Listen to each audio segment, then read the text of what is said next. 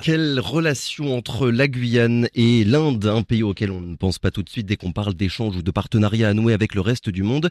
Et pourtant, l'Inde et la Guyane, c'est une vieille histoire qui remonte au moins à la moitié du 19e siècle, quand des milliers d'Indiens, encouragés par le gouvernement français via des contrats d'engagement, arrivèrent en Guyane suite à l'abolition de l'esclavage. Les premiers engagés indiens débarquèrent sur le territoire en 1856, et c'est en partie pour préparer l'anniversaire de leur arrivée, les 170 ans, ce sera l'année prochaine, qu'une délégation indienne est en Guyane en ce moment. Pour en parler, Rajaram Mohamounousswamy est notre invité ce matin. Bonjour. Bonjour, bonjour. Et merci beaucoup d'avoir accepté notre invitation. Vous êtes le président de l'ONG Gopio France. Gopio, voilà. C'est une organisation internationale qui est présente un petit peu partout dans le monde, à Singapour, en Australie, aux États-Unis. Normalement, il y a l'ambassadeur d'Inde en France qui aurait dû être là avec vous, mais finalement, il a dû annuler sa venue.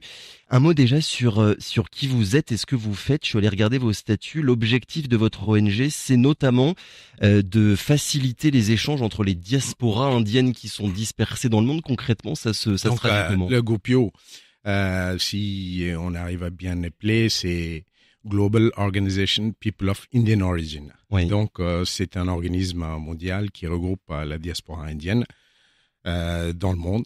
Et quelle est la significance de Gopio et surtout la Gopio France que je travaille. Je vais dire, je suis pas là pour dire que je suis responsable, mais je suis plutôt dans une équipe où tout le monde a son mot et c'est une association de l'OA 1901.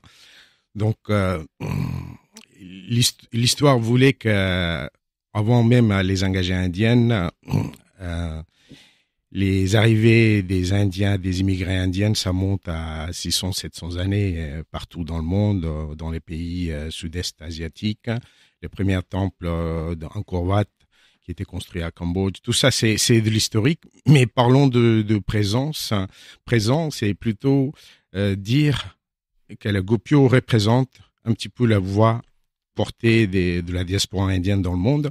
Nous sommes, si je compte aussi les nouveaux immigrés, on est à plus de 35 millions dans le monde, oui. Qui est une force significante. Et nous, donc, Gopio France, avec Yana Gopio, qui est représenté par Aline Belfort, Monsieur Clausel, et l'ensemble de l'équipe, ils sont aussi là pour pas seulement défendre leurs intérêts, leur appartenance, mais aussi créer ce lien entre l'Inde et Guyane, et comme on a déjà fait dans les pays Caraïbes. Donc après les questions, j'y reviens aussi. L'ambassadeur, il n'a pas pu venir. C'est parce que tout simplement il a été rappelé pour un dossier. Oui, ça n'a rien à voir avec le changement de gouvernement. Mais il y aura quand même le ministre consulaire. Voilà, le ministre consulaire qui sera là présent aujourd'hui. Il sera là. Oui. Il sera là. Il est aussi important qu'un ambassadeur puisqu'il représente tous les consuls, tous les consulats aussi, puisqu'on a un consulat à Marseille, on a un consulat à La Réunion, Saint-Denis. D'accord. Et donc, on peut avoir aussi un consul d'honneur en Guadeloupe qui est en prévision. Donc, c'est les personnes qui est responsable de la communauté indienne, aussi bien le projet que mène l'Inde avec la France et la Guyane, bien évidemment. Vous l'avez dit, la diaspora indienne aujourd'hui, c'est des dizaines de millions de personnes qui sont réparties partout dans le monde. Est-ce qu'elle est, est-ce qu'elle est structurée finalement cette diaspora, ou bien justement le rôle de votre ONG, c'est de recréer des liens qui parfois se sont un petit peu estompés avec le temps dans certaines régions du monde et notamment ici en Guyane? Je pense que la diaspora indienne dans le monde, tel que je le connais, puisque j'ai une petite expérience d'une vingtaine d'années. Je me doute bien, oui. Voilà. Ils sont déjà bien structurés dans leur pays de résidence.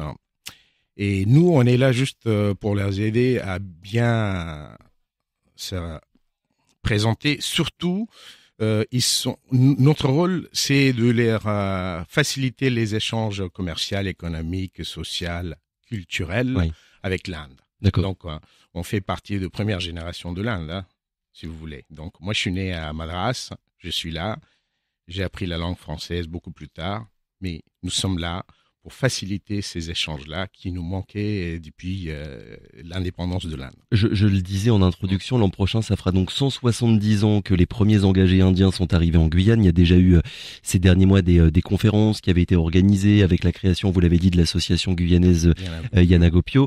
On avait reçu son ancien président Michel Ardès il y a quelques mois et je me souviens, il nous avait dit qu'aujourd'hui encore, il y a beaucoup de descendants qui ignorent en fait l'histoire de ces engagés indiens. Est-ce que, voilà, aussi dans vos objectifs, il y a déjà pour la Guyane en tout cas cet objectif-là, finalement, le travail de mémoire. Ne pas oublier ce qui s'est passé il y a plus d'un siècle maintenant.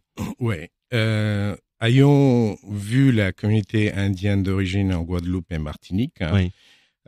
L'histoire, il faut se rappeler, pour commémorer évidemment, mais pour faire les bons actes. C'est pas parler toujours du passé en disant que voilà, on a souffert, on a fait ça, on a fait ci. Ça, c'est un passé, c'est une histoire. Maintenant, comment nous allons construire la nouvelle société, D'accord. Et nos descendants. Et pas seulement les Indiens d'origine, c'est l'ensemble des peuples. On parle ici. On parle, quand on parle de Guyane, on parle de Guyanaises. On parle pas des Indiens. On parle de l'ensemble des personnes qui sont des acteurs économiques, sociaux. Donc, quand un Indien qui est là de descendance, on parle au nom de ses origines, mais on parle pour le bénéfice de l'ensemble des peuples. Donc, on est dans un écosystème. On est là. On porte ce qu'on est capable de porter, du bien. Et on n'est pas là pour dire, pour revendiquer qui nous sommes. On est là pour dire ce qu'on est capable de faire, du bien, dans le pays où nous sommes. Donc, c'est ça le message que nous voulons passer. Malgré tout, et je reviens finalement sur cette facette de l'histoire, comment est-ce que vous expliquez que, et là je ne parle que de la Guyane, elle ne soit finalement pas si connue que ça? Je rappelle quand même qu'il y a 8000 personnes qui sont arrivées à la moitié du 19e siècle. Ça représentait à l'époque 25% de la population guyanaise. C'est quand même considérable. Comment ça se fait que ça ne soit pas, voilà, encore une fois, si connu que ça, d'après ce que vous pouvez constater, finalement? C'est le même constat que j'ai, comme vous. Oui. Je l'ai constaté aussi en Martinique. C'est la même chose. C'est la même chose. C'est peut-être lié à l'assimilation de la vie locale. C'est aussi lié à la déconnexion de leur passé.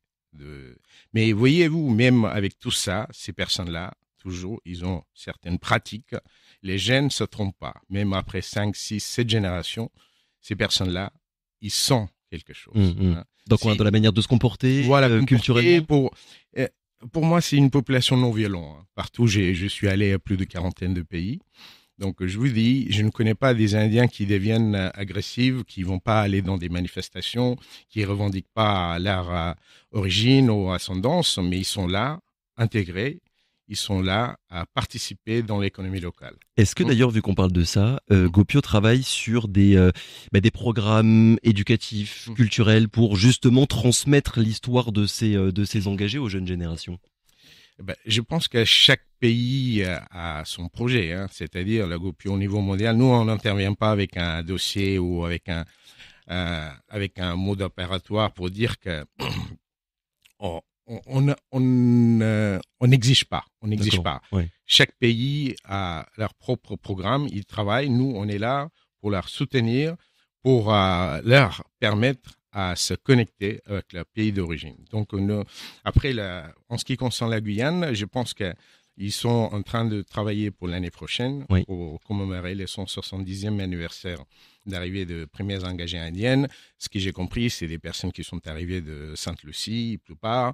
Donc, moi-même, je découvre, mais après, nous sommes tous là, à poser toujours des questions, de bonnes questions, et aussi dire, on participe à une action dans la mesure où ça va construire le futur.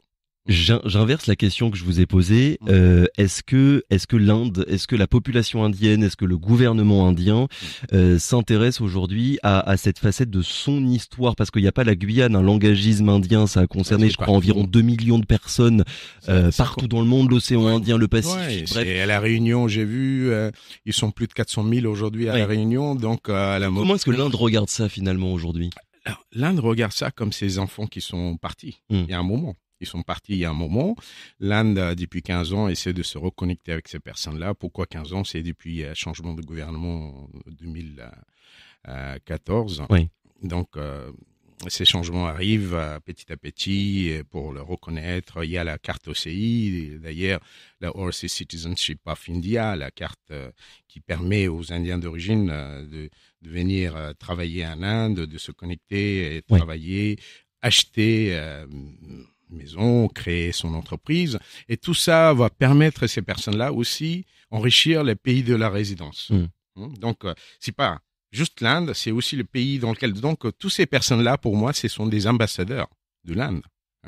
Je les vois pas comme des descendants des engagés indiens, mais aujourd'hui, je les vois comme des ambassadeurs de l'Inde qui sont partout, qui vont travailler pour la...